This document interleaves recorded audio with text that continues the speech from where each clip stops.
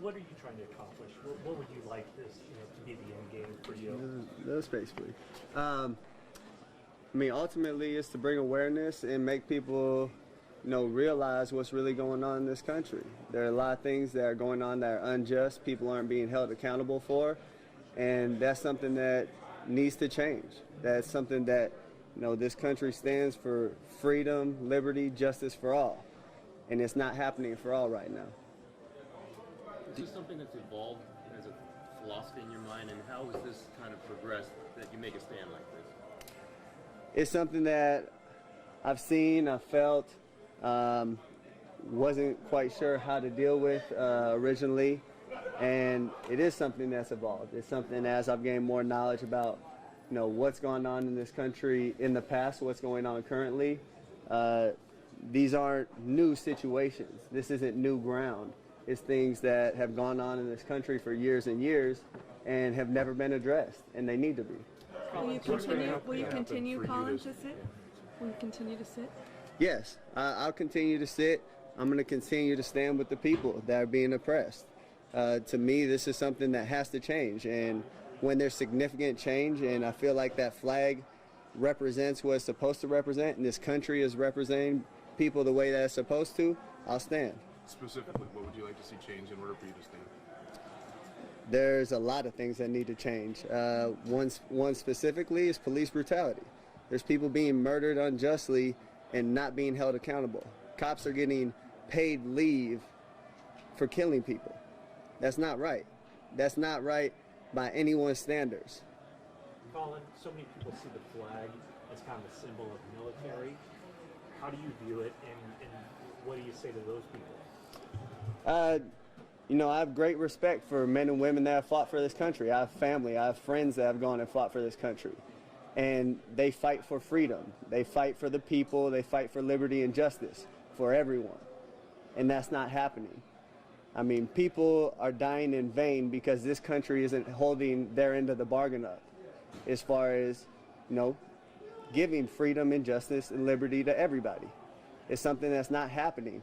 And I've seen videos, I've seen circumstances where men and women that have been in the military have come back and been treated unjustly by the country they fought for and have been murdered by the country they fought for on our land. That's not right. Do you personally feel oppressed? Personally? There have been situations where I feel like I've been ill-treated, yes, but this stand wasn't for me.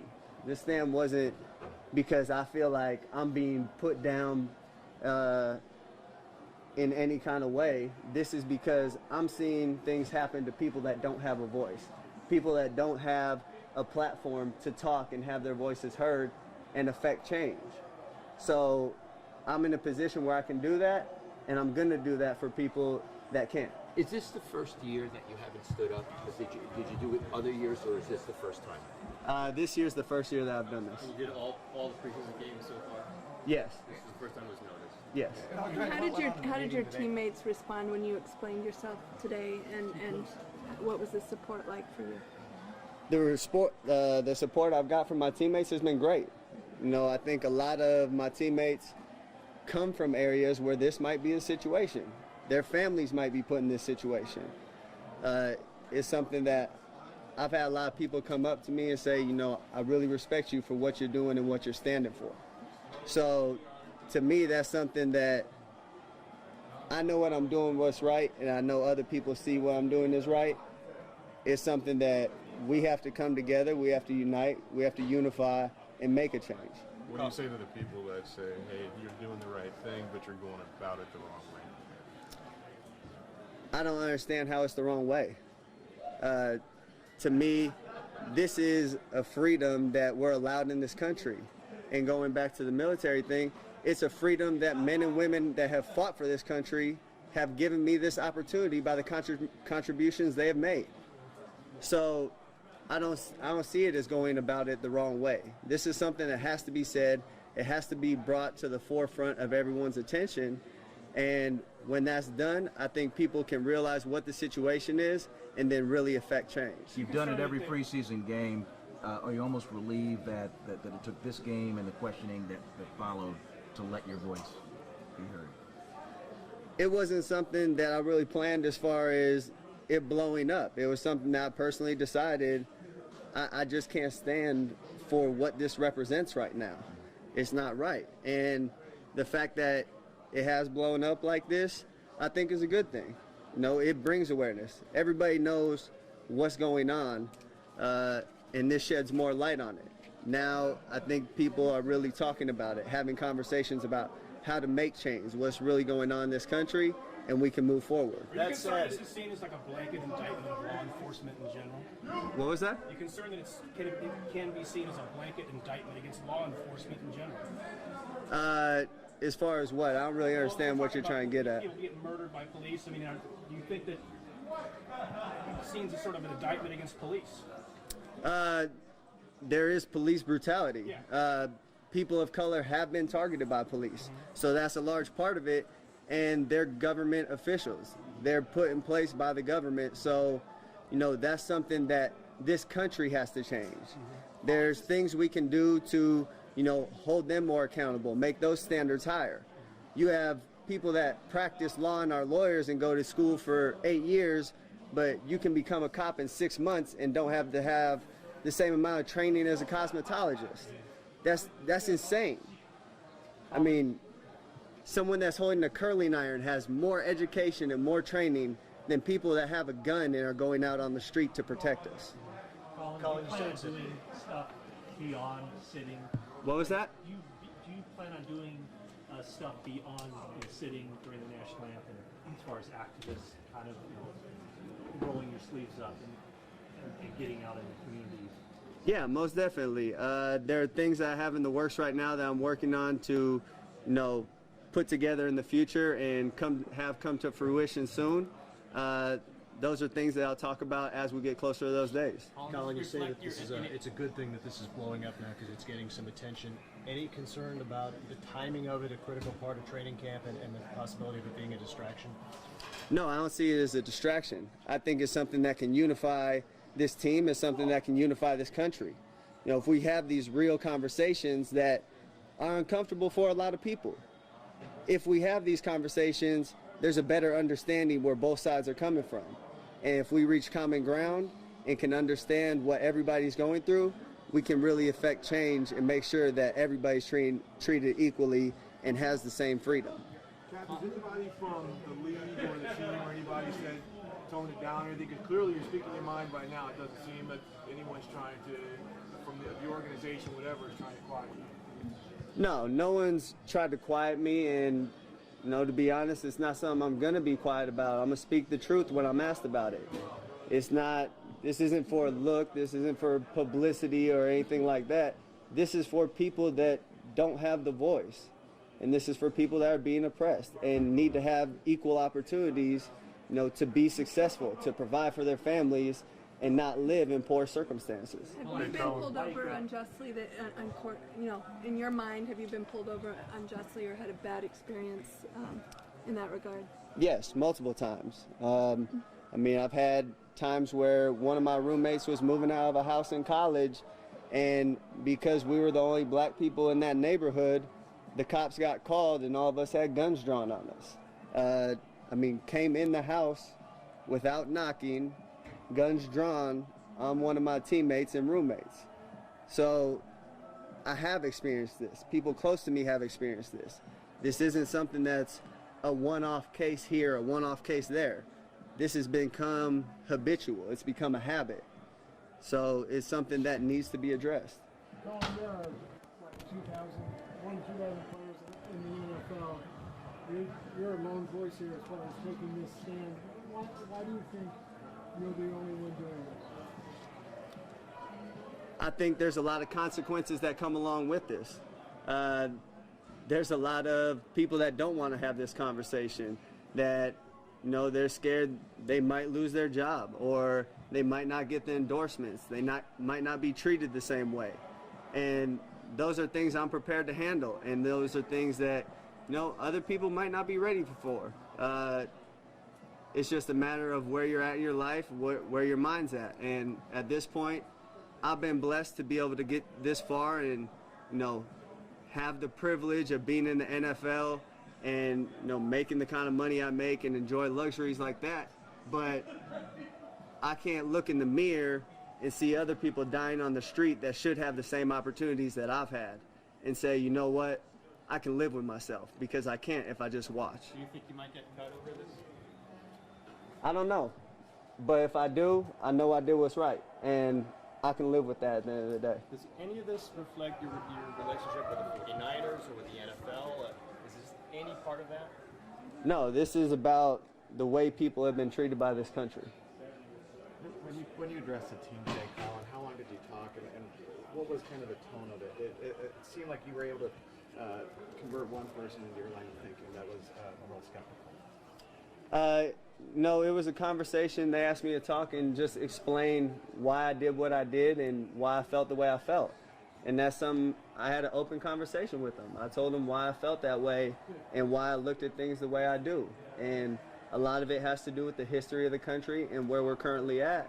And, I opened it up to all my teammates. Come talk to me if you have any questions. If you want to understand what I'm thinking further, come talk to me.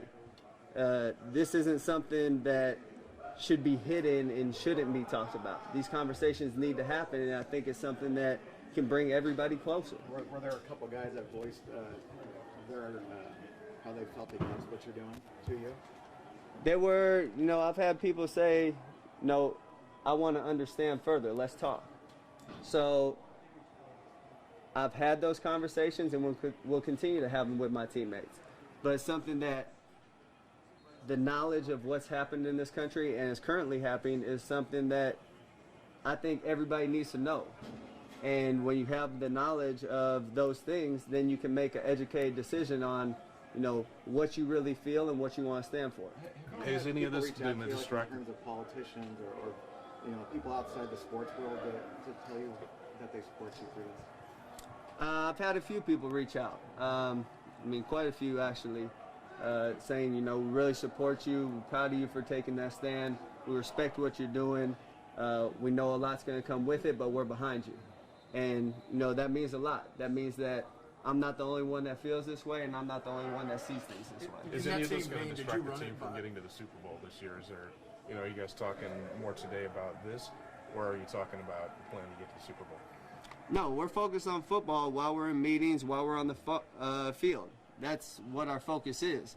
But in our free time, we have conversations about this, and that's not something that we should be ashamed about or shy away from. We talk about football, we handle our business there, but there's also, a social responsibility that we have to be educated on these things and talk about these things. Colin, did you consider bringing, forming an alliance and getting teammates to join you in this? And if not, why did you decide to go it alone? This isn't something I'm going to ask other people to, put their necks out for what I'm doing. If they agree with me and feel strongly about it, then by all means, I hope they stand with me. But I'm not going to go and try to recruit people and make sure hey, come do this with me, because I know the consequences that come with that, and they need to make that decision for themselves. In that same vein, did you reach out to anyone before you did this to seek their counsel, say, hey, what do you think about this at all? This is a conversation I've had with a lot of people a lot of times over a long period of time. So it wasn't something that, I planned on having a conversation about at a particular time. It just so happened it was the other night that people realized it and talked about it. Yeah. Sorry about that. Oh, that's all right. Clearly, you understand why you're doing this. You want to bring a voice to other people. You want to raise consciousness about certain issues. Are you concerned? So much of the talk with the 24 hours has been about you and not necessarily the issues. Are you concerned that could happen? I do think that, the talk has been more about me, I know a lot of people's initial reactions thought it was bashing the military, which it wasn't. That wasn't my intention at all. I think now that we have those things cleared up, we can get to the root of what I was saying and really address those issues. Since you've done this, other players who feel the same way, but maybe not ready to step forward publicly? What was your Do you question? know other players who are kind of feel the same way that you do, but are afraid to really step forward publicly, like you have? Yeah, I know there's other players that feel the same way. I've had players reach out to me. You know, once again, it's not something I'm going to ask them to put their necks out. I know the consequences that come along with my decision, and if they feel strongly about it and want to stand with me, then I hope they do. If it's something they're not ready for, you know, that's what the conversations are for, and they can make that decision, you know, when they're ready or if they're ready. Do you Dr. feel you'll Edwards be has safe? some- Do you feel you'll be safe in some of the road cities that you go to, and will you take some precautions? I mean, that's a legitimate thought. Not really too concerned about that. No, at the end of the day, if something happens, that's only proving my point. Yeah, that's. Dr. Edwards has some experience with public stances such as this. You were talking to him before practice. Is he someone you consulted with at any point on the right when you decided to do this? I mean, once again, it wasn't something I consulted anybody on. It was a conversation I had when someone asked me about it. Dr. Edwards is a good friend. He's someone I talk to a lot and run a lot of things by and have a lot of conversations with. And we have a lot of similar views. Colin, the fact that this is an election year, does this have anything to do with the timing? I mean, once again, it wasn't a timing thing. It wasn't something that was planned. But I think the two presidential candidates that we currently have also represent the issue that we have in this country right now. You want to expound on that? I mean, you have Hillary, who's called black teens or black kids super predators. You have Donald Trump, who's openly racist. I mean, we have a presidential candidate who's deleted emails and done things illegally and is a presidential candidate. That doesn't make sense to me, because if that was any other person, you'd be in prison. So what is this country really standing for? Well, it is a country that's elected a black man president twice, Colin. I mean, can you see people say why the outrage in a country that has elected a black president, has done many things, sacrificed a lot of things for freedom? It has elected a black president, but there are also a lot of things that haven't changed. There are a lot of issues that still haven't been addressed. And that's something over an 8-year term. There's a lot of those things that are hard to change. And there's a lot of those things that he doesn't necessarily have complete control over. If you would say that, what would it be a success for you on this? I mean, just in the short term. No, that's a tough question, because there's a lot of things that need to change, a lot of different issues that need to be addressed. That's something that it's really hard to lock down one specific thing that needs to change currently. Okay, last thing, Colin. My wife's a cosmetologist, and she has very extensive training. Yeah, see, and it's amazing to me that she has more training than officers that are supposed to be protecting people.